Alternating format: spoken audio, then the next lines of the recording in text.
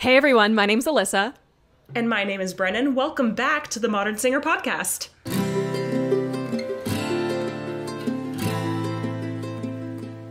Okay, you ready? Ready for what I want Let's to do do? it. Let's crack into it. Welcome to our ASMR talking about real No, I hate ASMR. I hate it. I hate it so much. You don't understand. I just wanted to crack my Celsius can on mic because it's what my favorite podcast does sometimes. It's in That's Why We Drink. If you don't listen to it, please do. It's great. But... Bleh. No, I hate ASMR, fun fact. Unless it's like, wait, have you seen the scalp massage ASMR videos? Oh, of Those course. are the only ones I like. Those are the only, yeah. Those are the only ones I like. Everything else, get it away from me. LOL. Oops. Oops. Well, so on a better note, what are we going to talk about today? Oh my God, I'm so excited for this. So today we're going to talk about some stuff that directly links to how we interact with the audition world. We're going to talk about how to make a reel or a self-tape and the power of cold emailing. So now tell me, Brennan, how often do you make self-tapes? And how often am I also on your self-tapes? I think the answer to both of those questions is often. Yeah. Because you're on a lot of mine too. Yes, exactly. And you can see in our video call behind me is my ring light just already at the ready. Oh, LOL, I didn't even see that. It's right here. I'm just at the ready. I have a clip-on one right in front of me. Easy access. Here we are. So, but yes, I am making self-tapes, at least doing one a week. Mm-hmm. Yeah. How many are you making? Yeah. How about you? How many self-tapes have you made? Yeah. I was about to say, how many do you have to make today? I think we should start there. Today I have to make 6. 4 of them are for the character Cinderella. 3 are for the Rodgers and Hammerstein. And of course, they picked none of the same sides. Oops.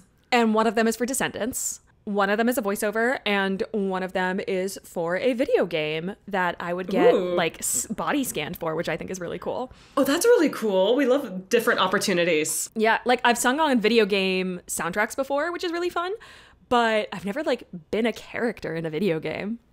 Oh, bucket list. I love it. Whenever I think bucket list, tangent. Sorry, whenever I think bucket list, I can just think, I just want to either in real life or in a movie or a TV show or something, I just want to order a drink at a bar, have some icky, gross boy come up to me and try to flirt with me, say something icky, and then I take my drink, I throw it in his face, I put it down, and then I look directly at the bartender and go, "It's on him," and then I storm out. You have no idea. I've been thinking about this for 6 years. But I enjoyed the specificity of all of this way too much. You have to manifest your dreams, you know? You know, yes. I mean, just everyone wants to throw a drink at someone at some point. I have not done that on stage or in real life specific. I do love it. I do love how specific it is. Thank you. I need to manifest my dreams, and specificity is what matters. Yes. I have had pretend to have a drink on camera before. Probably have done a spit take. Yeah. Pretend to have run out of the drink. I've done all of this on stage too. I did have a flask on stage one time. So there's so much that is a part of self-taping. There's making sure that your neighbors shut up. There's making sure that your cats aren't in frame or throwing things at you or clawing their way up your leg because they don't like how loud you are. There's making sure that you've got a wall behind you, making sure you have enough space, making sure there's light on you. Maybe you use a microphone, maybe you don't. Maybe you're using a speaker if it's a singing tape. There is so much that comes into this. Yes, and a bit of money sometimes that can come into this, or the hacks that we have found along the way that can maybe save a few bucks. Brennan and I self-tape very, very differently. We do similar things, but we also do things very differently, which is why I think it's so good to talk about it with each other, because there's things that you do that I love that I'm definitely stealing. There's things that I do that you might steal. Oh, 100%. Oh, yeah. I think I sent you the link to your ring light way back when. Yes. Because I'm I didn't get this one, but I wish I did. Here you go. I know. I will admit it was a very long time until I finally purchased a ring light, and if you don't have a ring light, I highly suggest getting one. Oh yeah, it's so necessary. But specifically, get a ring light with something to hold your phone on. Yes. Don't get 2 tripods. Yes. Oof, no. Before you even start self-taping, you have to be comfortable in your setup. Oh, 100%. Yes. Yes. So something that my therapist told me way at the beginning of the pandemic that still sticks with me is our artwork, our artistry is in itself an impermanent art form. So we are used to it being cool. I did it. It's on stage. It's done. It's gone forever. No one's going to see it again. The end. And now we're putting it on tape, which just sucks sometimes. Honestly, it just sucks. Full transparency. Yes, yes. I think the first fear that many, many people, no matter what style of theater or music you're performing, the first hurdle that we all have to overcome is watching and listening to ourselves. It is not a fun thing to do. Getting real comfortable with it. Yes, yes, because we have to pick the best take. We have to see if the energy's right. Yeah. And in order to do that, you have to really pay attention to what you look like, to how you sound, and just making sure that it is something you're willing to put out in, maybe not out into the world, but at least into an unlisted YouTube video.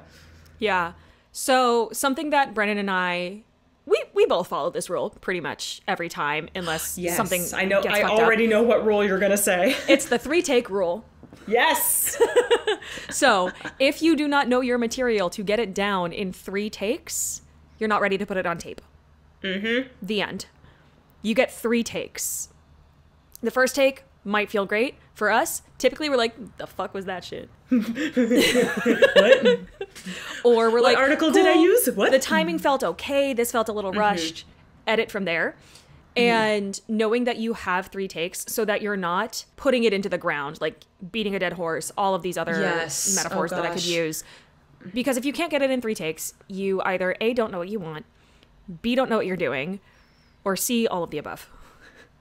Or I would love to put D after all of the above. D, you're in your head and You've now overthought it, and now it's too Yes. robotic. Yeah, it's too robotic and you can't put an authentic self-tape, authentic character together.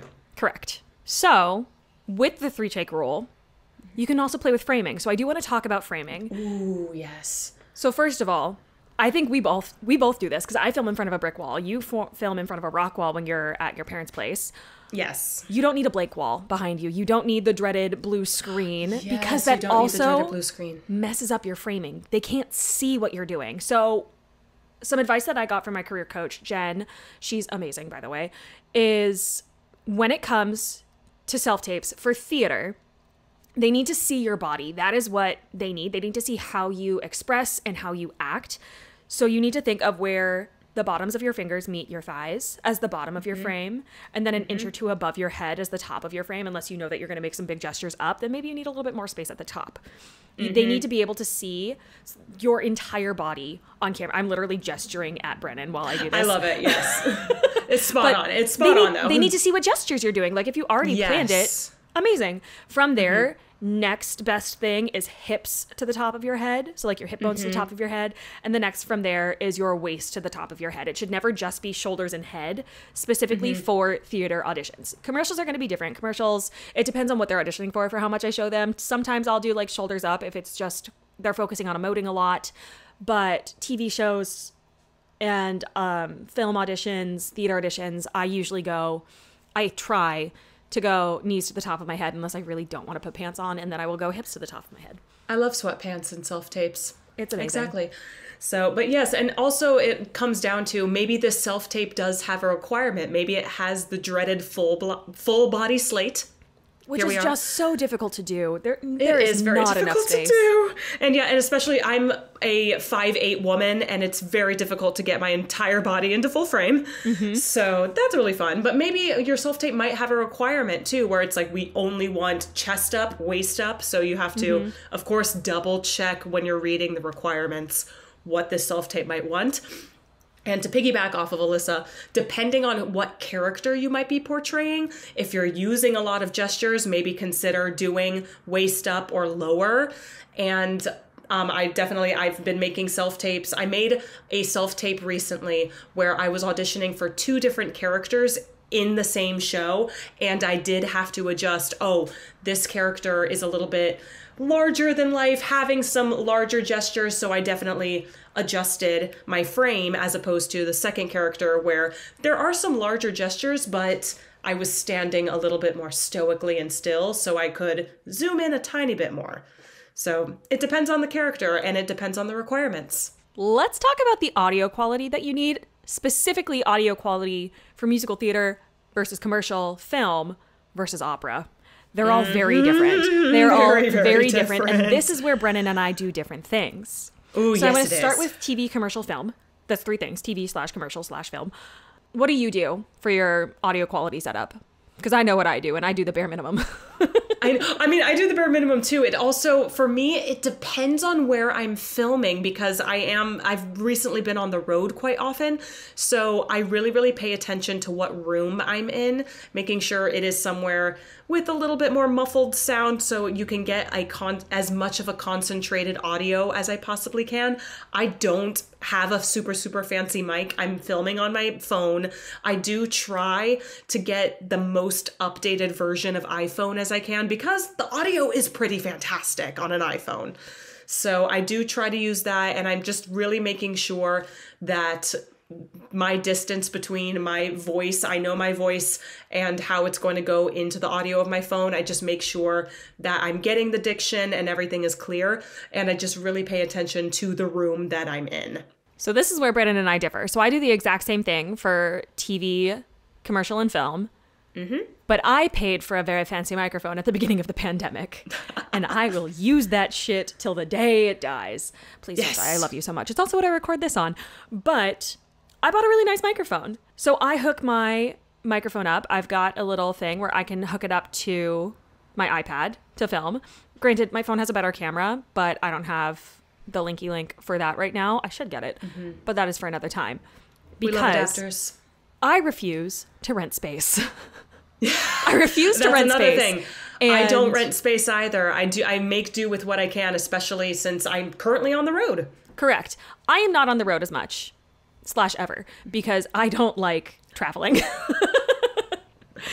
But I have a microphone, so I typically record in my house. There's a little bit of an echo. There's a lot of wood floors. I've got a brick wall, which is gorgeous, but so it's echoey in here, so I have to adjust my sound because sometimes to sing something properly, I got to get real loud, and I know that I'm going to tap out the mic if I don't turn it down. So for musical theater, I'll have my mic typically a little closer to me. If we want to talk about the magic of formants, we can, and I'll be a nerd about it because musical theater is formants 1, 2, 3, and then opera is 4 and 5, which is why it's not. Alyssa, Look. that's going to be a whole other podcast altogether. I know we're both voice teachers, and this is going to get off the It rails makes me real so fast. happy inside to know random facts. Doesn't help anyone. No, but it makes me happy. Relatable content. Correct. But Formants, anyway. knowing all of these things about where you are in your self-tape journey, there's a lot of different price points that you can take this on. I 100%. have a very expensive microphone. It was like $500 4 years ago. Correct. Yeah. Tax deduction. Fun fact. Still So true. were Still true. my Yes, Laducas. still works today. Yes. Oh, yeah. Oh, goodness. Then you listen to Ellen. When Ellen's on the podcast, she also has a microphone. I think hers was like 100, 150. And it works great. It works Yes, great. yes. And then Brennan uses her phone. There are a lot of different price points that you can do. I will say the era of the blue Amazon backdrop is gone. You don't need to spend money on that anymore. Yes. I am dreading the decision. Because I am traveling so much and my background is shifting so much, I am thinking I'm trying to purchase a background that I can travel with, but I am avoiding the blue one like the plague. So actually, what I heard from my coach, what she said verbatim was you don't need the plain blue background. You just need a wall that doesn't distract from you. Yes. You need enough space to move, and you need a wall that doesn't distract from you. Yes.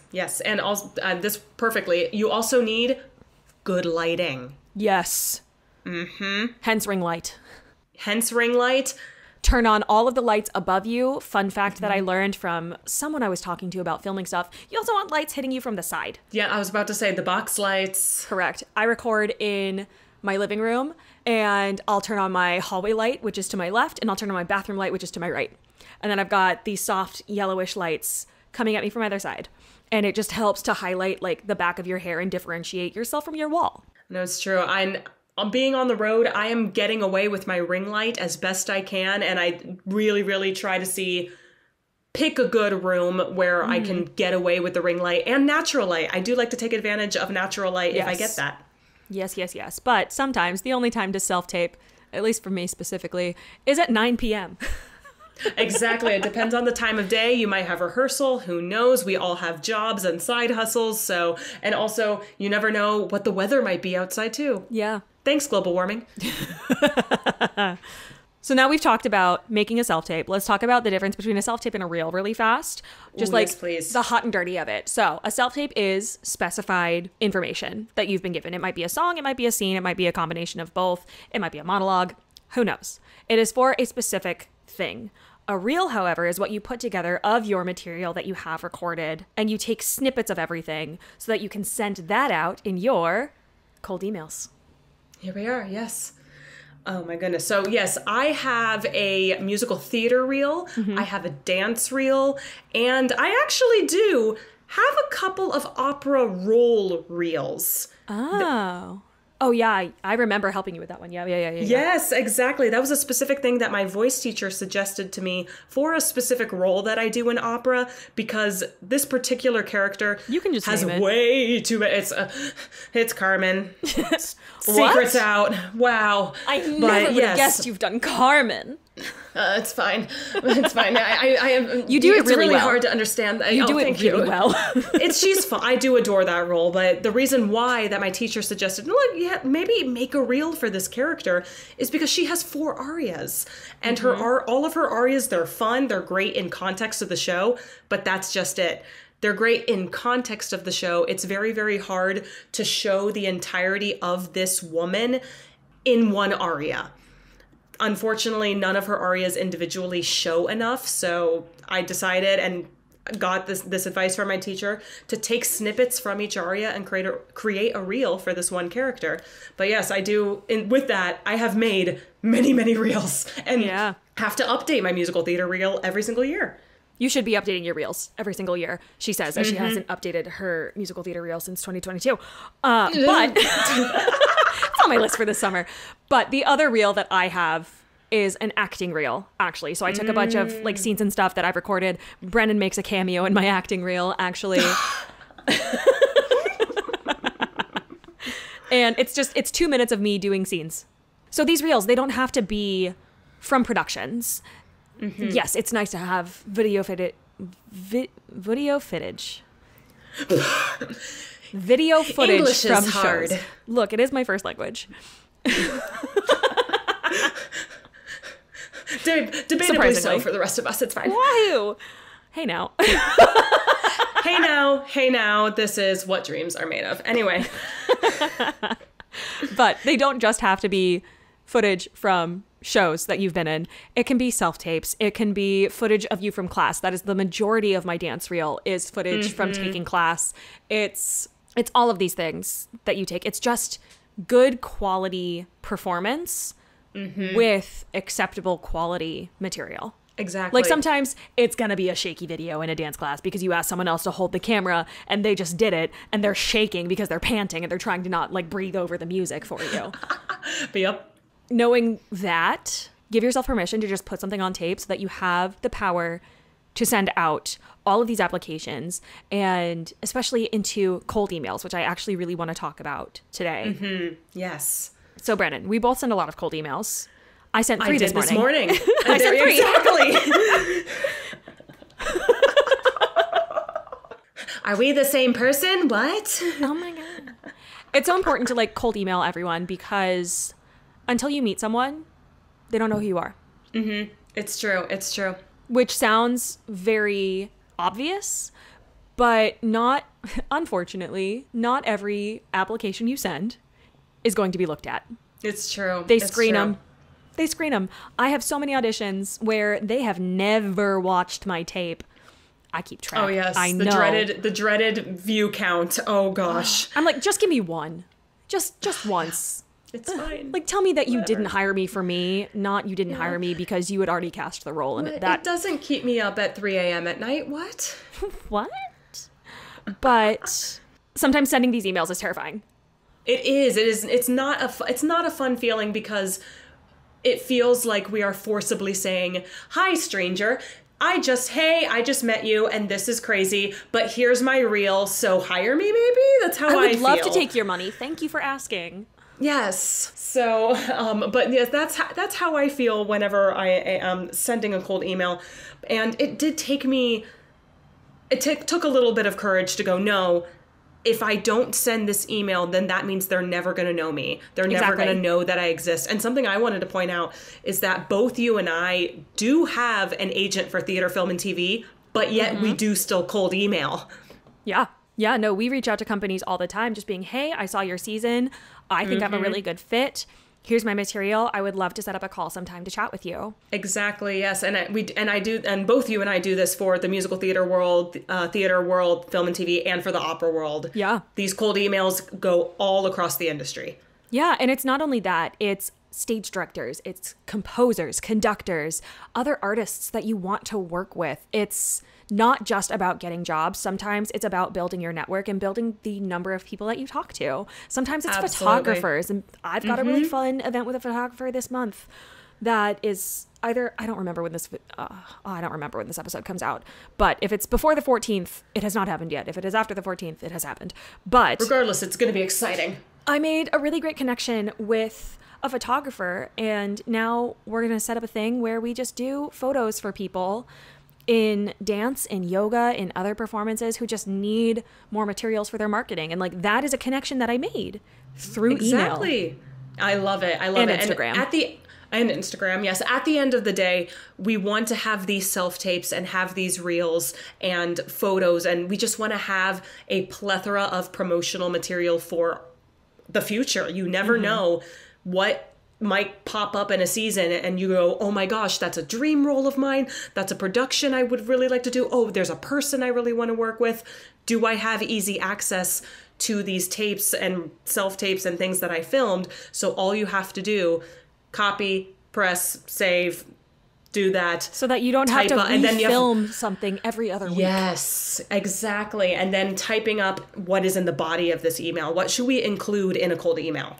Yeah, so my favorite thing to use on this is ChatGPT. So I am not kidding. I have used it for every single cold email this year, and it saves my butt. I tell ChatGPT, cool. I will say, this is the company. This is who I am. This is what I do. Please include references from my bio, which I will link. I copy pasted into there. And then keep the tone light, friendly, upbeat, and professional. Hit these points specifically, and then I edit from there. Love it. It's been so nice. And then I will always link. If it's musical theater, I will do my musical theater reel, my dance reel, and my acting reel. Sometimes I'll add one of my opera arias because one of them is Glitter and Be Gay from Candide. And I'm like, look what I can do. But crossover. Making sure you have all of your boxes checked for what they actually need for whatever it is that is relevant to why you're emailing them. Absolutely, yes. Making sure that they have all of the information. Of course, like headshot and resume, make sure those are updated and pretty, ready to go. You know which headshot you're using. Let's see. And where to find you, include, of course, in your signature. Making sure you have a good, accessible email signature. Yes. Mine is pink. What color is yours? Well, I'm not that fancy, sadly. Mine is clear. But no, I'm not as fancy and don't have the full-on business card, beautiful-looking signature. Oh, mine is just I changed the text color in my Google. Oh. I just changed the text color in Google. I didn't insert a picture or anything. I'm just not even that advanced. And also because I do so much crossover and it depends on... I feel like the type of people that I play in opera, and also being a mezzo-soprano in opera, I do play men sometimes. And then in musical theater world, I feel like basically, long story short, the color is going to depend on what role I am. So basically what I'm saying is I need to change mine to rainbow. But perfect. bit done. But make sure to include, and also this is my problem with my first name being a unisex name and predominantly used by men. I include my pronouns. Before pronouns were amazing and cool, my pronoun was mezzo-soprano. It's so true. It still comes up. It came up in a recent audition this past year.